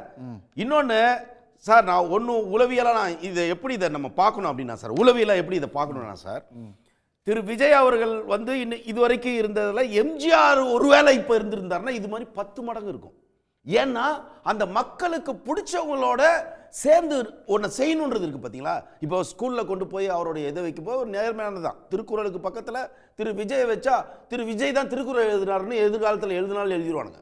அதெல்லாம் அதெல்லாம் தப்பு. அதெல்லாம் ஏன்னா அதெல்லாம் பெரிய லெஜெண்ட்ஸ் இல்லை அவங்கெல்லாம். அந்த லெஜெண்டுக்கு பக்கத்தில் அவங்கள ஒப்பிடக்கூடாது. நீங்கள் முதல்வர், இப்போதைய முதல்வர், நாளைக்கு வேற ஆள் வரலாம். ஆனால் திரு விஜய் அவர்களுக்கு என்ன, ஏன் இந்த ரீல்ஸ் இவ்வளோ பெரிய உச்சத்துக்கு போகுது அப்படின்னா சார், அவரை வந்து ஒன்றும் இல்லை சார், கவர்னர் மாளிகைக்கு ஃபர்ஸ்ட் திரு விஜய் போகிறாரு சார். கவர்னர் மாளிகையில் இருக்கிற அத்தனை பேரும் அவர்கிட்ட வந்து ஃபோட்டோ எடுத்துக்கிட்டு ரீல்ஸே போடுறதுக்கு ரெடி ஆகிட்டாங்க. அது என்னன்னா சார், நம்ம கிட்டத்தட்ட 30 வருஷமாக திரு விஜய் அவர்கள் நம்ம ஸ்க்ரீனில் பார்க்குறோம். சட்டசபையில் இருக்கிற எல்லாரும் கரெக்ட் டைமுக்கு ஏன் தெரியுமா வராங்க? விஜய் சாரை பார்த்துடலான்ட்டு. அந்த அளவுக்கு ஆயிடுச்சு சார். ஸோ அந்த கிரேஸை நீங்கள் ஒன்றுமே பண்ண முடியாது. எத்தனை நாளைக்கு இது ஓடுன்றீங்க? ஓடும் சார், 5 வருஷம் ஓடும் சார். அது ஒன்றும் பண்ண முடியாது. இதுல இந்த 5 வருஷத்துல நல்லா ஒருவேளை நல்லா ஆட்சி கொடுத்துட்டாருன்னா இல்ல, இது கண்டினியூ ஆகிறதுக்கு வாய்ப்பு இருக்கு. பார்க்கிறது மட்டுமே, விஜயை பார்க்கிறது மட்டுமே போதுமா? இங்க ஆட்சி நடத்த வேணாமா? மக்கள் பிரச்சனை சார், இதுக்கு முன்னாடி இருந்தவங்க என்னத்த சார் பண்ணிட்டாங்க சார்? இது ஒன்று சொல்றேன் சார், ரஷ்யாக்காரன் ஒருத்தங்க வரான் சார். அதாவது கோர்பச்சேவ் பீரியட்ல 82ல் ரஷ்யா உடையுது சார். அவனுக்கு என்னடா ஒரு மொழி இவ்வளோ கட்டுப்பாடாக இருக்கிற ஒரு நாடே செதறுது, ஆனால் எத்தனையோ மொழியை வச்சுட்டு எத்தனையோ பேர் இருந்துட்டு எப்படா இவனுங்க இருக்கானுங்கன்னு ஒரு இந்தியாவை அனலைஸ் பண்ண ஒரு ரஷ்ய பத்திரிகையாளர் வராரு சார். வந்து எல்லா ஸ்டேட்டையும் பார்க்குறாரு சார். எவனுமே நேர்மையால சார். அவர் போறாரு, அவர் ஃப்ளைட் ஏறி போறாரு, இந்த நாடு நல்லா இருக்கிறதுக்கு ஏதோ ஒரு ஆசீர்வாதம் இருக்குன்னு போயிட்டா சார். அது மாதிரி இங்கே எல்லாமே அதுவாக நடக்குது. இப்போ விஜய் சார் வந்திருக்காரு. என்ன நமக்கு ஒரு சந்தோஷம், நமக்கு பிடிச்ச விஜய் வந்திருக்கிறாரு. இவர் செய்வாரா? செய்ய முடியாது. எனக்கும் தெரியும், மக்களுக்கும் தெரியும், அவருக்கும் தெரியும், எல்லாருக்கும் தெரியும்.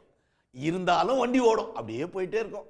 இன்னும் என்ன ஆகும்? இப்போ 12.5 கோடி இருக்கிற இது 17 கோடியோ 18 கோடியோ லட்சம் கோடி அதான் நிற்க போகுது. வேற என்ன நடந்துற போகுதுன்னு நினைக்கிறீங்க? 18 லட்சம் வருதா இல்லையான்னு பாருங்க. இப்போ 12 சொல்றாங்க சார், 10 12 சொல்றாங்க சம்திங். இது 15லேருந்து 17 ஆகும். மக்கள் அதையும் அட்ஜஸ்ட் பண்ணிக்கிட்டு போவாங்க. அடுத்த எலெக்ஷன் வரும். அடுத்த எலெக்ஷனில் மேபி அண்ணாமலை வருவார். ஸோ நம்ம இதுவா அதுவான்னு ஒன்று இருக்கும். இதுக்கு ஒரு ஓட்டு போட்டிருப்போம். ஆனால் இப்போ நான் ஒன்று சொல்கிறேன், திரு விஜய் அவர்கள் சென்ட்ரல் கவர்மெண்ட்டில் போய் பிரதமரே ஆவார். அவருக்கு அந்த யோகம் இதெல்லாம் எப்படி நடக்குதுன்னு கேட்டா இதுக்கு பதிலே இல்லை சார். இப்ப திரு விஜய் சார் வந்து ஆட்சி அமைச்சு உட்கார்ந்து இருக்கிறதுக்கு பதிலே இல்லை. இது எப்படி நடந்தது இந்த மேஜிக் அப்படின்னு. ஆனா ஒரு பதில் இருக்கு. ஒரு பதில் என்ன தெரியுங்களா? 108 வந்தது பாருங்க.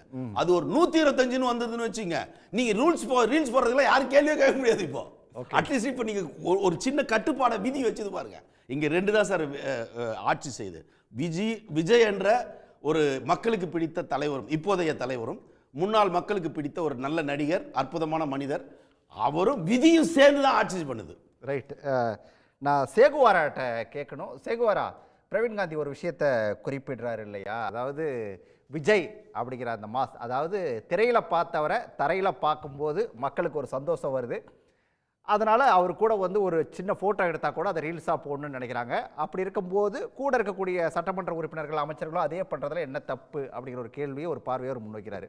இது ஒரு மாஸ் அப்படின்றாரு. அதான் அவர் இன்னொன்று சொல்லியிருந்தார், அதுவாக நடக்குது அப்படின்னு. அப்போ நாமளும் என்னென்னா அதுவாக அடுக்குன்னு தலையில் அடிச்சுக்கிட்டு அப்படியே போக வேண்டியதான், அதுவாக நடக்குது ஆட்சி அப்படின்னு சொல்கிறாரு. ரெண்டாவது, இந்த ஒரு ஒரு வதந்தி போயிட்டே இருக்குது, அரசு அதிகாரிகளை கொச்சப்படுத்துகிற மாதிரியே. நம்ம சட்டமன்றத்தில் இப்போ தான் எல்லாரும் 10 மணிக்கே டான்னு வர மாதிரி அப்படி வந்து போயிட்டு இருக்கு. யார்ட்டையாவது அட்டரன்ஸ் ப்ரூஃப் இருந்தால் அதை முதல்ல போட்டுட்டு முந்திரி கடந்த ஆட்சியில் சட்டமன்றத்தில் இருக்கக்கூடிய அரசு அதிகாரிகள் 10:30 தான் வராங்க, 11 மணிக்கு தான் வராங்கன்ற ப்ரூஃப் வேணும். அது இல்லாம ஒரு பேசுறதெல்லாம் வந்து சரியில்லை. கரெக்ட் நேரத்துக்கு நடந்தது இல்லை. நாங்களாம் சினிமா பர்மிஷன் வாங்குறதுக்குலாம் போவோம். மொத்தமாக சட்டசபை இதில் தான் போய் வாங்கணும். நிற்க வைப்பாங்க, மணிக்கணக்காக நிற்க வைப்பாங்க. அது இப்போ கொஞ்சம் மாறி இருக்கு. அதெல்லாம் சார் ரஜினி இவர் சார் வந்ததுக்கு அப்புறம், திரு விஜய் சார் வந்ததுக்கு அப்புறம் ஊழல் ஓரளவுக்கு ஒளிஞ்சிருக்கு. அந்த ஊழலுக்கு வர, அதாவது செங்கல் சூளையில் விவசாயிகளிடம் 1 லட்சம் லஞ்சம் வாங்கிய தாவேகா நிர்வாகி கட்சியிலிருந்து மட்டும் நீக்கம், கைது இல்லை. வண்டல் மண் அள்ளிய விவசாயிகளிடம் 1 லட்சம் லஞ்சம் கேட்ட தாவேகா நிர்வாகியிடம் கட்சியிலிருந்து நீக்கம், கைது இல்லை. ஆலந்தூரில் பெண் வீட்டில் போய் அத்துமீறி பாலியலில் ஈடுபட்ட நபர் மீது கைது. ஆனால் ஒரு வாரத்தில் அவர் வெளியில் வராரு. அரசு நிகழ்ச்சியில் அந்த தாவேகா நிர்வாகி அமைச்சரோட பங்கேற்கிறார், கட்சியிலிருந்து நீக்கம் இல்லை. இந்த 40-50 நாளில் மட்டும் தாவேகா நிர்வாகிகள் கைது செய்யப்பட்டது மட்டும் எவ்வளவு பட்டியல் இருக்குது? எல்லா ஊடகங்கள்லேருந்து வந்தது சொல்கிறேன். கூட்டு பாலியல் வன்கொடுமையில் தாவேகா நிர்வாகிகள் கைது. போக்சோ வழக்கில் தாவேகா நிர்வாகி காசிமேட்டில் 10 வயது சிறுமிக்கு பாலியல் வழக்கில் கைது. அடுத்து பெண்ணுக்கு பாலியல் தொந்தரவு அளித்த பூந்தமல்லி தாவேகா வேட்பாளர் குட்டி என்கிற அவர் மீது 6 வழக்குகள் பிரிவில் கைது. மதுரை கீழமத்தூர் பகுதியில் 10ஆம் வகுப்பு படிக்கக்கூடிய மாணவிக்கு கைது. இப்படி என்கிட்ட மட்டும் 40 பேரோட பட்டியல் இருக்குது இந்த 40 நாளில். இப்போ இந்த கடந்த வாரத்தில் மட்டும் வரேன், 16 வயது பெண்ணிடம் போயிட்டு நான் வந்து உன்னை காதலிக்கிறேன்னு சொல்லி தாவேகா நிர்வாகி 1 லட்சம் ரூபாய் மதிப்புள்ள நகை பணம் எல்லாத்தையும் வாங்கியிருக்காரு. ஒரு நாள் அப்ஸ்கண்டு, அடுத்த நாள் காவல்துறையால் கைது. கட்சியிலிருந்து எத்தனை பேரை இவர்கள் நீக்கினார்கள்னு தெரியல. அதே மாதிரி பள்ளிக்கல்வித்துறையில் போனால் நாங்கள் நடவடிக்கை எடுக்கிறோம். நாங்கள் ஒரே ஒருவர் மீது மட்டுமே பள்ளியில் போய் ஆய்வு செய்ததாக தாவேகா அஃபீஷியலாக ஒரு அறிக்கை வெளியிட்டுது. அதுக்கப்புறமா எத்தனை பேர் மீது அறிக்கை வெளியிட்டாங்கன்னு தெரியல. அமைச்சர் வந்து சொன்னாராம், ராஜ்மோகன் வந்து கீர்த்தனா அவர்களை இது கண்டித்தார் அப்படின்னு. கீர்த்தனா அமைச்சர் போனது மரபுன்னு தான் ராஜ்மோகன் அவர்கள் சொன்னாரே தவிர அவரை கீர்த்தனா அவர்களை கண்டிக்கலாம் கிடையாது. இப்படி பட்டியல் போட்டால் 40 பேரும் 40 நாளில் 40 பேர் கைதுன்னு போட்டு நம்ம படமே எடுக்க வேண்டியிருக்கும். அவ்வளவு பேரும் அவ்வளவு குற்றங்களையும் கைது. குறிப்பாக இந்த 120 கிலோ குட்காவை கடத்திய தாவேகா நிர்வாகி 120 கிலோ வேகத்தில் காரை ஓட்டிகிட்டு போய் போலீஸை சேசிங் பண்ணிட்டு போய் டிரான்ஸ்ஃபார்மரில் மோதி அதுக்கப்புறம் அவர் வீட்டில் போய் கைது பண்ணால் இவ்வளோ குட்கா அரெஸ்ட் பண்ணி உள்ளே வைக்கிறாங்க. அவர் சரியாக 1 வாரம் கூட ஆகலை. நள்ளிரவில் அவருக்கு அழகாக பெயில் கிடைக்குது.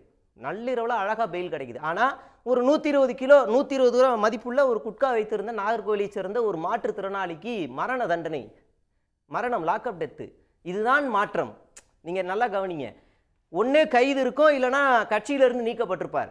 அவருக்கு பின்னாடி ஒரு பெரிய செல்வாக்கு கூட்டம் இருக்கா, அப்போனா அவரை கட்சியிலேருந்து லைட்டாக எடுக்கிற மாதிரி ஒரு பாவலா காமிச்சிக்கிட்டு அவர் அப்படியே வச்சுக்கிறது.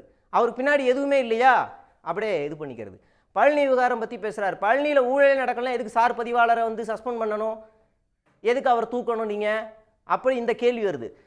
தோழர் புன்னைவளவன் பேசும்போது அவ்வளோ பேசியிருக்காரு, ட்ரோன் பற்றி பேசுகிறாரு. ஒரு வார்த்தை அண்ணன் ஜவஹர் அலி வந்து அந்த ட்ரோன் விஷயத்தை பற்றி, கீழடி பற்றி பேசவே இல்லை. பழனி அந்த சமணர் படுக்கை மட்டுமே பேசிக்கிட்டு இருக்காரு. இத்தனை குற்றவாளிகள் நீங்கள் பட்டியல் போடுங்க, இது வரைக்கும் 50 நாள்ல இவ்வளவு தாவேகா நிர்வாகிகள் தினமும் கைது. அப்படின்னா என்ன அர்த்தம்னா, தினமும் குற்ற செய்தியா இருந்தாலும் நல்ல செய்தியா இருந்தாலும் அதுல தாவேகா அவங்களுடைய பேர் இன்னொரு கேள்வி, அதுதான் தாவேகாவோட அடிப்படை. சேகுவரா, இன்னொரு கேள்வி, இவங்க வந்து இந்த ரீல்ஸ் போட்டா பிரச்சனை வருது, இதனால ஒரு சர்ச்சை கிளம்பும் அப்படிங்கிறது தெரியுது, இந்த எம்எல்ஏக்களுக்கும் சரி அமைச்சர்களுக்கும் சரி. அப்படி இருந்தும் அது நடக்குது அப்படின்னா அது எதை காட்டுது? இல்ல வந்து விளம்பர மோகத்துல பண்றாங்களா? இது எல்லாமே ஒரு வகையான அட்டென்ஷன். நான் தினமும் இருக்கேன் நீங்க பாருங்க அப்படின்னு யாருக்கு அட்டென்ஷன்? முதலமைச்சர்கிட்ட போய் காட்டுறதுக்கு. கீழே இங்க இருக்க புசியானந்துக்கோ இல்ல முதலமைச்சருக்கோ கீழே இருக்க ஆளுங்க போய் காட்டுறது, இங்க பாருங்க நாங்க ஆக்டிவா இருக்கோம், இன்னைக்கு அங்க போறோம் இங்க போறோம். அதாவது இந்த திமுக அரசாங்கம் என்ன பண்ணிருச்சுன்னா, கடந்த ஆட்சியில எல்லா தொகுதியிலையும் ஆரம்ப சுகாதார நிலையம் அப்புறம் பள்ளிக்கூடங்களை கட்டி வச்சிருச்சு. அதனால அவங்களுக்கு இன்னைக்கு தாவேகா நிர்வாகிகளுக்கும் எம்எல்ஏக்களும் அமைச்சர்களுக்கும் அது ரொம்ப தோதா போயிருச்சு. அப்புறமா அம்மா உணவும், இந்த 3க்கு மட்டும் வரிசையா போயிட்டு இருக்காங்க. இதை தாண்டி வேற ஏதாவது அலுவலகங்களுக்கு போனா நாலேஜ் வேணும், அறிவு வேணும், அந்த அளவுக்கு நமக்கு இருக்காது. அதனால இது ரெண்டு நமக்கு தோதா இருக்கா, போய்கிட்டே இருப்போம். என்ன பேச போறோம், அங்க போயிட்டு விஜய் மாமான்னு சொல்லுங்க, மாமான்னு சொல்லுங்க, விஜய் மாமான்னு சொல்லுங்க, இது என்னன்னு சொல்லுங்க, இவர் யாருன்னு தெரியுதா, இப்படியான ஒரு மோகத்தை போய் பள்ளிக்கூடங்களில் போய் அந்த குழந்தைங்க வந்து படிச்சுக்கிட்டு இருக்காங்கல்ல, குழந்தைங்களோட இயல்பே என்னன்னா, திடீர்னு யாராவது வெளியிலேருந்து வந்துட்டாங்கன்னா அப்பாடா வகுப்பு நிற்கிது அப்படின்னு ஒரு இயல்பான ஒரு நிலை தான். ஆனால் அதை தாண்டி அந்த மாணவர்களை அந்த பாடத்திட்டத்துக்குள்ளே ஆசிரியர்கள் கொண்டு வரது ஒரு பெரிய சவாலான காரியம். அந்த நேரத்தில் இவங்க உள்ளே போய் நின்றுக்கிட்டு பாருங்கள் விஜய் மாமா பாருங்கள் ஃபோட்டோ பாருங்கள் நல்லா இருக்கீங்களா, உங்களுக்கு ஷார்ப்னர் உடஞ்சிருச்சா பென்சில் உடஞ்சிருச்சா சொல்லுங்கள் நான் வந்து செய்து தரோம். இதெல்லாம் ஒரு மோகமாக போட்டுக்கிட்டு இருக்கிறது. இது எதுக்கு காரணம்னா, இன்றைக்கி நாங்கள் இந்த இடத்துல இருக்கோம், நாங்கள் தான் அப்படின்னு. ஜவஹர்லால் இதற்கான பதிலை கேட்டுருவோம். ஜவஹர்லால், அதாவது கடந்த கால திமுக ஆட்சி காலத்தில் விளம்பரத்துக்காக செலவு பண்ணது மட்டும் ஆயிரக்கணக்கான கோடிகள், பத்திரிகையில் தொலைக்காட்சிகளுக்காக செலவு பண்ணது ஆயிரக்கணக்கான கோடிகள். இவங்க இந்த ஆட்சியில் இந்த விளம்பரத்துக்காக 10 பைசா செலவு பண்ணலை. இது ஒரு நல்ல ஆட்சிக்கு எடுத்துக்காட்டு. ரெண்டாவது, முதல்ல நண்பர் சொன்னாரு, நான் முடிச்சிடறேன், 2 மாசம் தான் ஆகுது. எது இல்ல 2 மாசம் தானே ஆகுது. 2 மாசம் என்ன விளம்பரம் கொடுத்தாங்க இது வரைக்கும்? விளம்பரம் ரெண்டாவது நண்பருக்கு தெளிவா சொன்னாரு. இந்த ரீல்ஸுக்கு டூல்ஸ் கொடுத்தது முன்னாள் முதலமைச்சர் ஸ்டாலின் அவர் தான். அவர் பார்க்கல அப்படி நடந்து போவார், ஒரு ஸ்டிக் எடுத்துட்டு ஒருத்தவங்க வர்ற மாதிரி பேசுவாங்க மண்ண, அங்கே கேமரா ஒன்று நிற்கும், அப்படியே ஒரு ரீல்ஸ் ஒன்று ஓடும், போடுவாங்க. ரீல்ஸ் ஆரம்பிச்சதே திமுக சார். இவங்க இளைஞர்கள் தன்னிச்சையாக அவங்க சில கூடிய ரீல்ஸ் சொன்னார் இந்த தம்பி. அவரு நான் என்னுடைய அனுபவத்தில் சொல்ற தம்பி வந்து பேசுறாரு. ஆனால் அப்படியெல்லாம் பேசுவோம். அந்த இதில் சேலத்தில் ஒருத்தர், பாண்டி பஜாரில் ஒருத்தர், இங்கே ஒருத்தர், இது இல்லை யாரு எவரு என்ன எப்பங்கிற புள்ளி விவரங்களோட தான் சொல்றாரு. வேணும்னா சொல்ல தயாரா இருக்காரு. சொல்லி இருங்க சார், முடிச்சிடறேன். ஓகே, சொல்லிட்டு அவர்கள் கட்சியிலிருந்து நீக்கப்பட்டார்கள், கைது செய்யப்படலன்னு சொல்லிட்டு கட்சியிலிருந்து நீக்கப்படல அது சொல்லலையே அவரு. கேளுங்க சார், அடுத்து என்ன சொல்றாருன்னா, கைது செய்யப்பட்டார்கள் தாவேகா நிர்வாக கைது. அப்போ இந்த ஆட்சி சரியா நடக்குது. தாவேகா நிர்வாகினா தப்பு செய்ய மாட்டாங்க.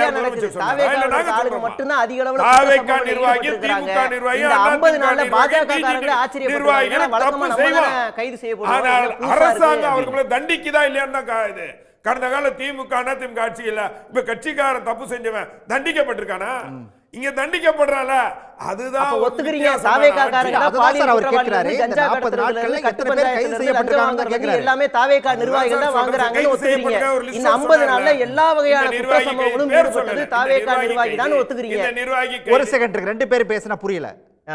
அப்பனா அவர் ஒத்துக்கிறாரு, இந்த ஆட்சியில 50 நாட்களாக பாலியல் குற்றங்களில், அடுத்து குட்கா வழக்குலையோ இல்ல கஞ்சா வழக்குலையோ லஞ்சம் வாங்கினதுலையோ கட்ட பஞ்சாயத்துலையோ இதுல எல்லாத்துலயும் ஈடுபட்டதுல, எல்லா வகையான கிரைம்ல ஈடுபட்டதுல தாவேகா நிர்வாகிகள் முதலிடம் அப்படின்னு ஒத்துக்கிறாரு அவர். ஓகே, ஜவஹர்லால் ஒன்று இப்படியெல்லாம் தம்பி நான் சொல்றேன், இப்படியெல்லாம் பேசக்கூடாது. ஏதாவது ஆதாரத்தை அடிப்படையில கஞ்சா வழக்கு பேர் பட்டியலோட ஊர் பட்டியலோட இதெல்லாம் இங்க பாருங்க. இது வந்து இந்த பேச்சு எங்கேயுமே எடுபடாது. ஒரு விவாத களத்துக்கு இந்த நபர் இந்த பெயர் இவருக்கு இந்த எந்த பொறுப்புல இருக்காரு நான் சொல்றேன். ஆலந்தூர்ல கணவரை இழந்த பெண்ணின் வீட்டுக்குள் புகுந்து பாலியல் தொல்லை கொடுத்த தாவேகா நிர்வாகி கைது. ஆட்சியாளர்கள் நடவடிக்கை எடுக்கிறாங்களா இல்லையா, அதுதான் பேச்சு. ஆமா, ஆலந்தூர்ல பெண் நிர்வாகி வீட்டுல 10 ஈடுபட்டவருக்கு அரசு நிகழ்ச்சியில என்ன வேலை, பாலியல் குற்றவாளிக்கு அரசு நிகழ்ச்சியில என்ன வேலை? அர்த்தமற்ற ஆதாரம் இல்ல பொதுவான கருத்துக்களை அப்படி சொல்லிட்டு பாருங்க. இது விவாத களத்துக்கு பதில் சொன்னா நானும் அது அந்த நிலைமைக்கு தள்ளப்படுவேன். தம்பி சொன்னார் மேகதாது சொன்னார். மேகதாதுக்காக நீங்கள் இப்போ வந்து கடந்த சட்டமன்றத்தில் அதுக்கு தீர்மானம் நிறைவேற்றிருக்கு. மேகதாதுவை எந்த நிலையும் கெட்ட ஒரு கல்லை கூட எடுத்து வைக்க மாட்டேன்னு உறுதி போட்டு சொல்லியாச்சு. என்ன செய்யல, மக்கள் பிரச்சனையை சொன்னார். மக்கள் பிரச்சனை தினம் மக்கள் இன்னைக்குதான் தன்னெழுச்சியா வந்து ஒவ்வொரு பிரச்சனையும் அமைச்சர்கள் நேரடியாக முறையிடுறாங்க. கடந்த கால திமுக அமைச்சர்களை பார்த்ததே இல்லையா சார்? மக்கள் போக முடியாது சார், சந்திக்க முடியாது சார். அந்த நிலையெல்லாம் மாறிடுச்சு. செக்ரட்டரியேட் பாருங்க, ஒரு நாளைக்கு 10 to 5 மணி வரைக்கும் மக்கள் நேரடியாக போய் நிற்கிறாங்க. மனு கொடுக்கக்கூடியவர்கள் ஆயிரக்கணக்கான இருக்கிறாங்க. அதெல்லாம் திமுக ஆட்சியில் முடியாது. ஒரு மாவட்டத்தை சேர்ந்தவர் அந்த மாவட்ட செயலாளர் அனுமதி இல்லாம அந்த பகுதி மக்களை அமைச்சர் சந்திக்க முடியாது. அந்த நிலையெல்லாம் மாத்தி இன்னைக்கு யார் வேணாலும் எப்போ அமைச்சர்களை சந்திச்சு தங்களை குறைய சொல்லலாங்கும் போது இம்மிடியட் ஆக்ஷன் அந்தந்த துறைகளுக்கு. இதுதான் மக்கள் ஆட்சி. படம் ஏன் சார், ஒரு கட்சி அந்த கட்சியினுடைய தலைவர், அந்த தலைவருக்காக நீங்கள் கொண்டாடுங்க கட்சியினுடைய நிர்வாகிக்கு சொல்ல, நிர்வாகிக்குள்ள சட்டமன்ற உறுப்பினர்களுக்கு சொல்லிடுறாங்க. சட்டமன்ற உறுப்பினர் இதுதான் வேலையா? சட்டமன்ற உறுப்பினர்களுக்கு மக்கள் பிரச்சனை செய்யாத, உங்களுக்கு பணத்தை வெளியிடுறதா வேலையா? மக்கள் பிரச்சனை செய்யாதுன்னு சொன்னாரா? நீங்க மக்கள் பிரச்சனை செய்யணும் எங்க சொல்லிருக்கீங்க? ஒரு அறிக்கை மக்களுடைய பிரச்சனை தீர்க்கப்படுது, செய்யறாங்க. ஆனா ஜனநாயகன் படம் என்பது அந்த கட்சியினுடைய நிர்வாகிகளுக்கு ஒரு பொதுச் செயலாளர் சொல்றது. அதை கூட கடந்த காலங்களில் உதயநிதி ஸ்டாலின் நடிச்ச படம் மாமன்னனா மாமனிதனா என்ன படம் சார்? அதற்காக அரசு சார்பிலேயே மிகப்பெரிய விளம்பரப்படுத்தப்பட்டது. அரசு சார்பில் எங்க சார் விளம்பரப்படுத்துறாங்க? அரசு சார்பில் கட்சியாளர்கள் எல்லாரும் அறிவுறுத்தப்பட்டு எல்லா அமைச்சர்களும் அந்த ஜவஹர்லி திமுக சார்பில் எந்த இடத்துலயும் அப்படி ஒரு அறிக்கை வரவும் இல்லை, யாருக்கும் சொல்லவும் இல்லை. எல்லா அமைச்சர்களும் உட்கார்ந்து போய் அந்த படத்தை பார்க்கலையா சார்? அது அவங்க தனிப்பட்ட முறையில் பார்த்திருப்பாங்க. இப்ப புஷி ஆனந்த் குறிப்பிட்டார் இல்லையா? இப்ப புஷி ஆனந்த் சொன்னது பொதுச் செயலாளர்கள் ஏதாவது அறிக்கை வந்துச்சா? நான் சொல்றேன், நீங்க செஞ்சீங்கன்னா அது நீங்க பண்ணா ரத்தம் மத்தவங்க தகவல் சொன்னா அத கேட்டறலாம் சார். ஒரே ஒரு விஷயம். சரி, ஓகே. ஒரு கட்சியுடைய பொதுச் செயலாளரா விஜயுடைய ரசிகர் மன்றத்துடைய பொதுச் செயலாளரா சொல்றாரு, படத்தை பார்க்க சொல்றாரு. Okay, right. அதுல என்ன தவறு இருக்கு? என்ன ஒரே நிமிஷம் தான். இவர்களுக்கு என்ன தெரியுமா, பேசுவதற்கு இந்த ஆட்சி மீது குறை சொல்வதற்கு எந்த காரணம் கிடைக்காதனால ரீல்ஸ் படம் இப்படிதான் சொல்றாங்க தவிர ஆக்கப்பூர்வமாக இந்த ஆட்சியாளர்கள் இதை செய்யல, சட்டம் ஒழுங்கு இந்த நிலையில மோசமா இருக்கு குற்றச்சாட்டுகளை எதிர்கட்சிகளால் எதையுமே வைக்காத முடியாத நிலையில் தான் இன்றைக்கு அவதூறுகளை பரப்பி சின்ன சின்ன விஷயங்கள் எல்லாம் கையில் எடுத்து பேசுறாங்க. அதுல ஆதாரப்பூர்வம் எதுவுமே இல்லை. ரஜினி அவர் வச்சதுல மிக முக்கியமான 2 விஷயம். அதாவது வந்து முதல்ல திமுக ஆட்சியில் அமைச்சர்களை போய் உடனடியாக நேரடியாக பார்க்க முடியாது சார். இதுக்கு போயிட்டு சட்டமன்றத்துக்கு இதுக்கு தலைமைச் செயலகத்தில் போய் பார்க்க முடியாது. இப்போ முதலமைச்சரே அங்கே வந்து உட்காந்துடுறாரு. அதனால் ஈஸியாக போய் எல்லாரையும் பார்க்க முடியுது, தங்களோட குறைகளை சொல்ல முடியுது. தமிழ்நாடு முழுக்க இருந்து மக்கள் வராங்க அப்படிங்கிறது ஒன்று. 2வது இந்த படத்துக்கு வந்து புஷி ஆனந்த் சொல்லாமல் வேற யார் சொல்ல போறாரு? ஒரு உற்சாகப்படுத்துறதுக்காக சொல்றாருன்றாரு. ஃபர்ஸ்ட் ஆஃப் ஆல் வந்து சென்ற ஆட்சியில் வந்து யாருமே உள்ளே போய் மனு கொடுக்கல அப்படின்லாம் சொல்றாரு. சிஎம் செல் இருக்கு. அந்த சிஎம் செல்லில் தினந்தோறும் மக்கள்லாம் கடந்த ஆட்சியில் மனு கொடுத்துட்டு தான் இருந்தாங்க. அதுக்கு தீர்வும் பெற்றிருந்தது. இந்த ஆட்சியில் 20 நாளைக்கு முன்னாடி நான் அந்த ஆதாரத்தோடு சொல்கிறேன், சிஎம் செல்லில் இருக்க புகார் பெட்டி ரோட்டில் எடுத்துன்னு வந்து வைக்கப்பட்டது. இது அன்றைக்கி வந்து தொலைக்காட்சியெல்லாம் அன்றைக்கு வந்து ஒளிபரப்பினார்கள்.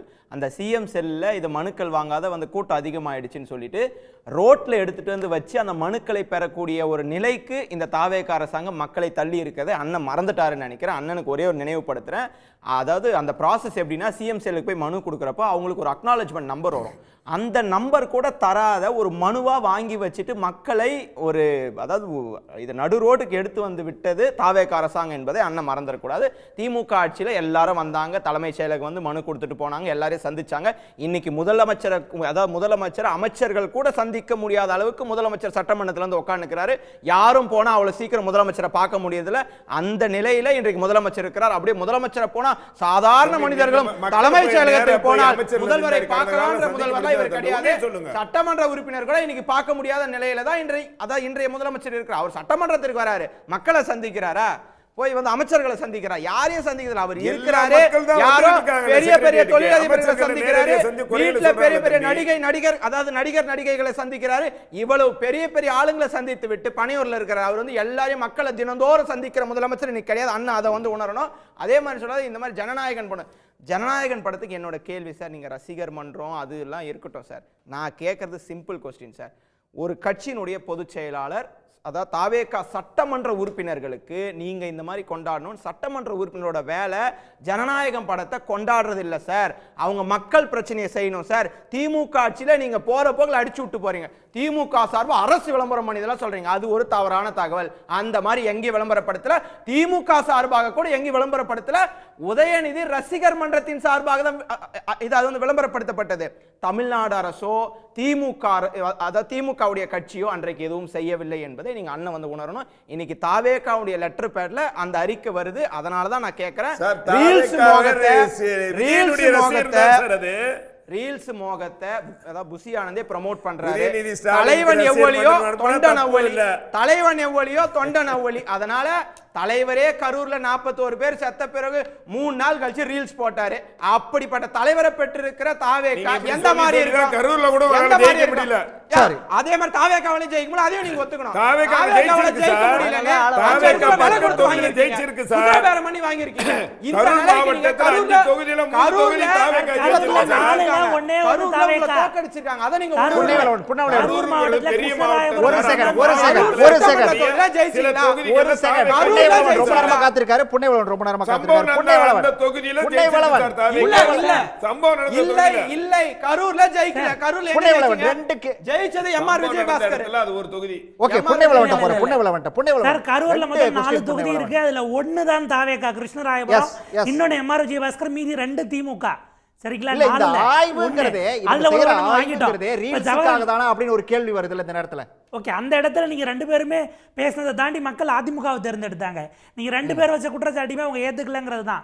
இன்னைக்கு அவரை உள்ள சேர்த்துட்டதுனால நீங்க மக்கள் மனதை வென்றதை ஆயிடுமானா அது வேற விவாதம். இப்ப நம்ம கை வைக்க வேண்டியது மத்திய அரசினுடைய ஏஎம்எஸ்ஏஆர் சட்டத்தின்படி தொல்லியல் துறை அமைச்சர் போனால் ட்ரோன் பறக்க விடலாம்னு சட்ட விதியில திருத்தம் மேற்கொள்ளப்பட்டதா? மத்திய அரசினுடைய பண்பாட்டு கலாச்சாரத்துறை அமைச்சரே ஆர்கியாலஜிக்கல் சைட்டுக்கு போனாலும் ட்ரோன் பறக்கிறதுக்கு பர்மிஷன் வாங்கியிருக்கணும். அமைச்சருடைய ரீல்ஸ் டீம் எல்லாம் பறக்க விட முடியாது. டிஜிசி அப்ரூவல் இருந்ததா இல்லையாங்கிறத ஏன் யாருமே தொடலை?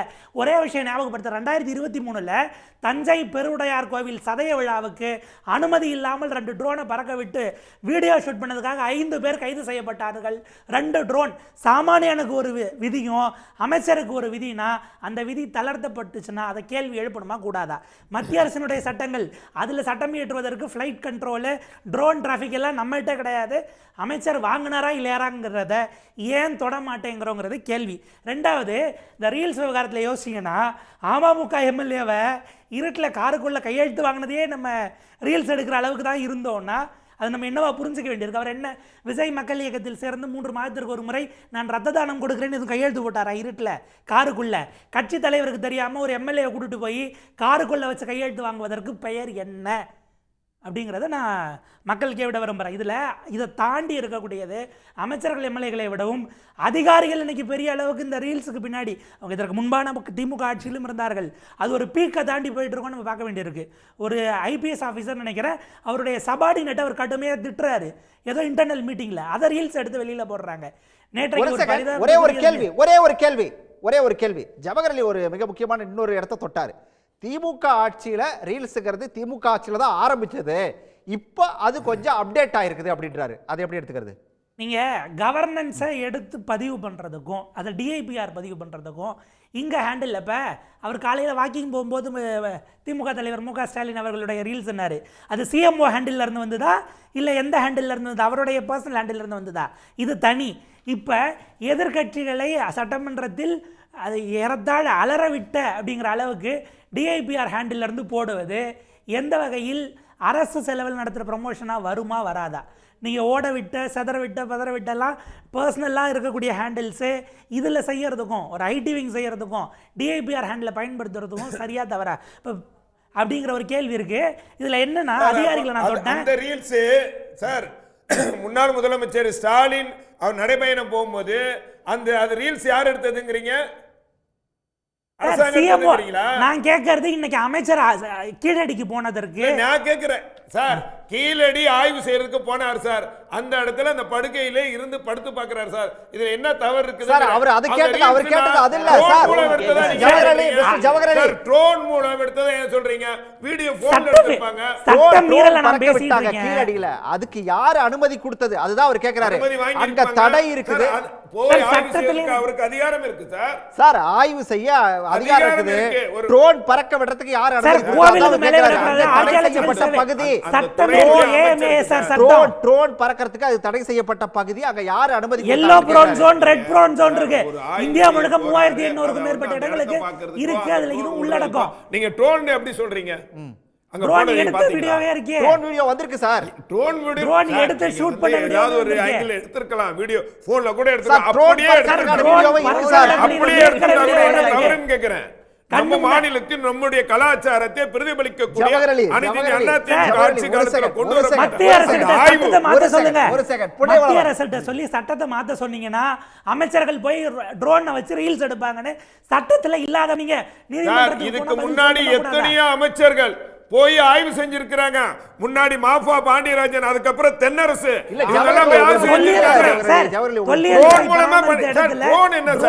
கேமரா எடுக்க போகுது. ஹெலிகாப்டர்ல பறந்து எடுக்க போறாங்க.